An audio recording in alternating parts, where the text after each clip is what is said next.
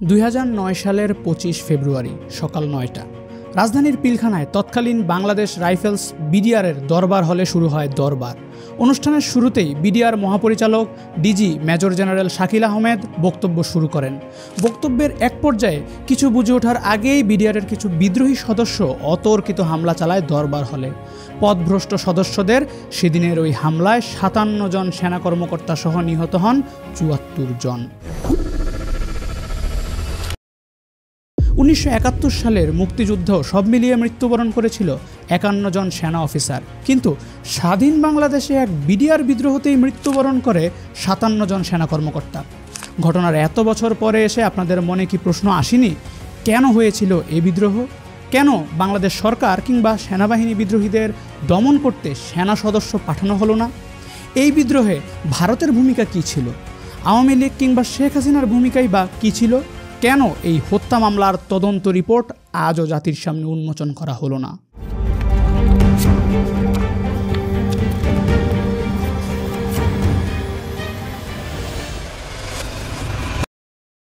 সেনাবাহিনী থেকে ট্রেনিং প্রাপ্ত হওয়ার পরও বিডিআররা বেশ কিছু জায়গায় সেনাবাহিনীর থেকে কম সুযোগ সুবিধা পেত।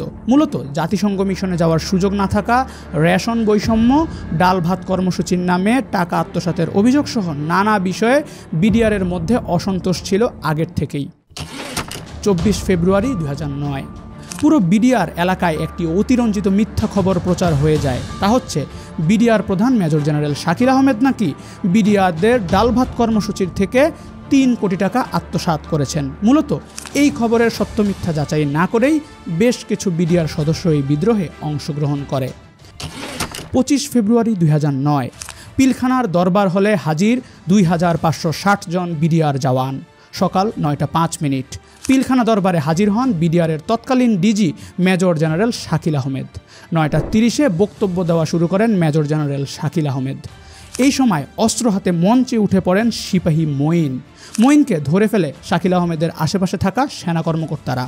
পূর্ব পরিকল্পনা অনুযায়ী বিডিআরদের জওয়ানরা পিলখানার দরবার হলের বাইরে চলে যায়। শুরু হয় বিক্ষিপ্তভাবে ছোটাছুটি এবং গোলাগুলি।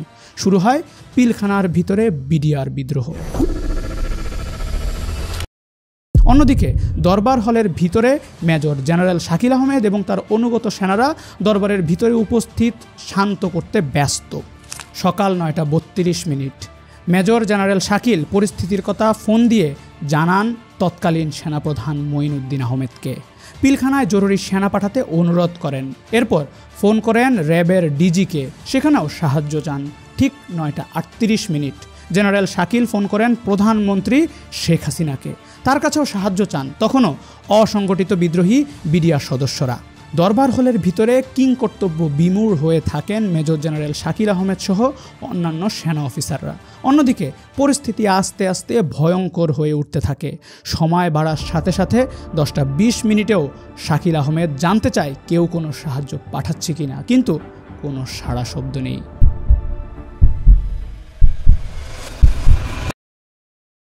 অন্যদিকে 10:40 অস্ত্র হাতে দরবার হলের ভিতরে প্রবেশ করে খুনিরা।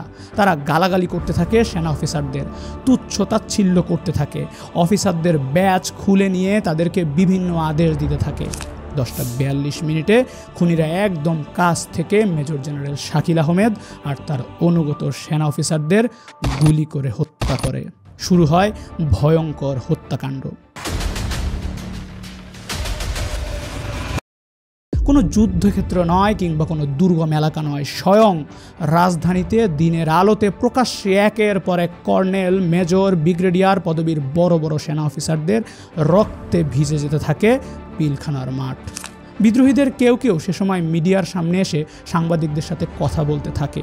অন্যদিকে খুনিদের হাত থেকে নিজেদের সহকর্মীদের উদ্ধার করতে ব্রিগেডিয়ার জেনারেল হাকিমের নেতৃত্বে পিলখানার বাইরে সকাল 10টার মধ্যে পৌঁছে যায় 5 শতাধিক সেনা কর্মকর্তা, পৌঁছে যায় র্যাব সদস্যরাও।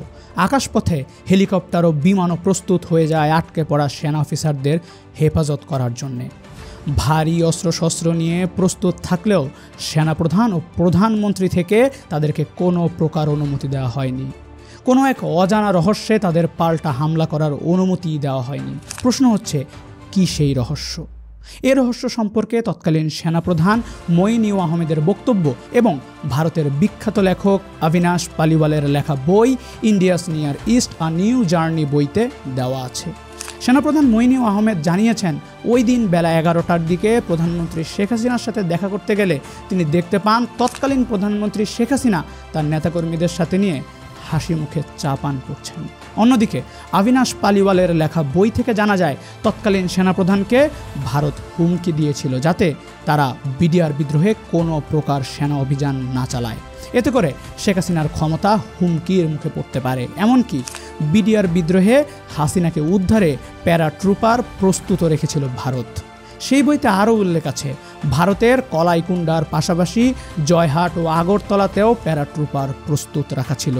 নির্দেশ এলেই ভারতীয় সেনারা 3 দিক থেকে বাংলাদেশে প্রবেশ করত। উদ্দেশ্য ছিল জিয়া আন্তর্জাতিক বিমানবন্দর, বর্তমানে হজরত শাহজালাল আন্তর্জাতিক বিমানবন্দর ও তেজগাঁও বিমানবন্দর দখলে নেয়া।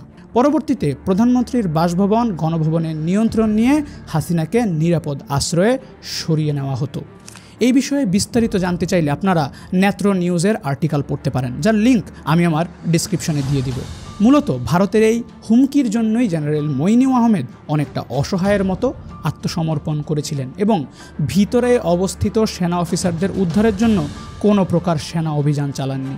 অন্যদিকে বেলা 11টায় শেখ হাসিনা এবং অন্যান্য মন্ত্রীরা মিলে সিদ্ধান্ত নেয় বিদ্রোহীদের সাথে আলাপ আলোচনা হবে।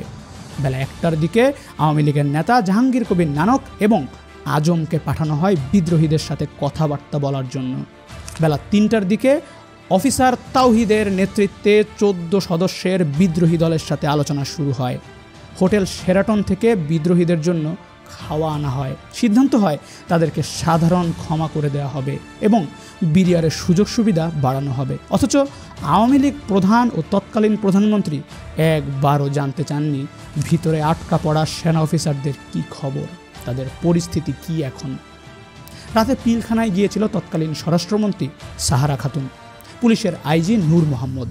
তারা কিছু বিদ্রোহীদের কাছ থেকে অস্ত্র গোলাবারুদ নিয়ে আসলেও ভিতরে সেনা অফিসারদের পরিবারকে উদ্ধার করার জন্য কোনো ব্যবস্থাই নেননি। কথিত আছে ওই রাতে নানক, তাপস, আজমের প্রত্যক্ষ সহযোগিতায় বেশ কিছু খুনি বিডিআর সদস্য পিলখানা থেকে নিরাপদ দূরত্বে চলে যায়। এ কথাটা কতটা সত্য নাকি বানোয়াট সেই সম্পর্কে আজও নিশ্চিত হওয়া যায়নি। সে যাই হোক, 25 ফেব্রুয়ারি থেকে 26 ফেব্রুয়ারি বিডিআর বিদ্রোহীরা নিরাপদ দূরত্বে সরে যাওয়ার পর একের পর এক গণকবর উদ্ধার হতে থাকে। কোনো সেনা অফিসারদের মরদেহ পড়ে থাকে নর্দমা ড্রেনে। এসব সেনা অফিসারদের পরিবারের কান্নায় ভারী হয়ে ওঠে বাংলার আকাশ ও বাতাস। ঠিক তার কয়দিন পর বিক্ষিপ্ত সেনা অফিসারদের সামাল দিতে ক্যান্টনমেন্ট যান তৎকালীন প্রধানমন্ত্রী শেখ হাসিনা। সেইখানে সব সেনা কর্মকর্তারা শেখ হাসিনাকে বিভিন্ন প্রশ্নে জর্জরিত করেছিল। কেন শেখ হাসিনা পিলখানায় আটক হওয়া অফিসারদের উদ্ধার করার জন্য কোনো প্রকার ব্যবস্থা নিল না, এই ধরনের প্রশ্ন করেছিল। তাদের প্রত্যেককে কয়েক মাস পর সেনাবাহিনী থেকে চাকরিচ্যুত করা হয়, কাউকে তো গ্রেপ্তারও করা হয়। এই 26 তারিখের দিনের আপনি জানাই, এটার মধ্যে কিন্তু অনেক দ্বন্দ্ব আছে। আপনাকে কেন 22 তারিখে বলে দেওয়া হলো যে আপনি ওখানে যাইন না? না তো এরকম বলেনি তো। এটা হয়েছে ম্যাডাম। না 26 তারিখে আপনাদের কাছে অনেক ভুল তথ্য আছে।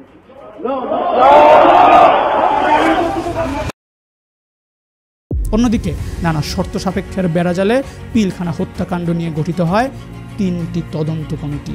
লেফটেন্যান্ট জেনারেল জাহাঙ্গীরের অধীনে সামরিক তদন্ত কমিটি আর আনিসুল জামানের নেতৃত্বে বেসামরিক তদন্ত কমিটি। অদ্ভুত বিষয় হচ্ছে এই 2 তদন্ত রিপোর্ট আজও জাতির সামনে প্রকাশ করা হয়নি। কী কারণে তদন্ত রিপোর্ট দুটি আলোর মুখ দেখেনি তা আজও রহস্য। অন্যদিকে আওয়ামী লীগ পক্ষের এসপি বলে পরিচিত আব্দুল কাহার আকন্দের অধীনেও একটি তদন্ত করা হয়। ওইখানে একটা মজার বিষয় বলি, আব্দুল কাহার আকন্দই আওয়ামী লীগ বাংলাদেশের সব গুরুত্বপূর্ণ মামলার তদন্ত করে থাকে। 21 আগস্ট গ্রেনেড হামলা, শেখ মুজিবের হত্যাকাণ্ড, পিলখানা বিদ্রোহ, এ সকল বিষয়ই তদন্ত করেছিল আব্দুল কাহার আকন্দ এবং যথারীতি সকল তদন্ত রিপোর্টে সে বিএনপি এবং প্রতিপক্ষ রাজনীতিবিদদের উপর সকল দোষ চাপিয়ে দেয়। বিডিআর বিদ্রোহ নিয়ে আজও জনমনে আছে হাজারটা প্রশ্ন। কেন মেজর জেনারেল শাকিলের অনুরোধের পরও কোনো প্রকার সামরিক উদ্ধার অভিযান চালানো হয়নি? কেন এই ঘটনার পরিপূর্ণ বিশ্বাসযোগ্য বিচার হয়নি? কেন আজও বিশ্বাসযোগ্য তদন্ত রিপোর্ট জনমানবের সামনে প্রকাশ করা হয়নি? কোনো এক স্বাধীন বাংলাদেশে আমরা এসব প্রশ্নের উত্তর পাব এই আশা নিয়ে আজকে বিদায় নিচ্ছি।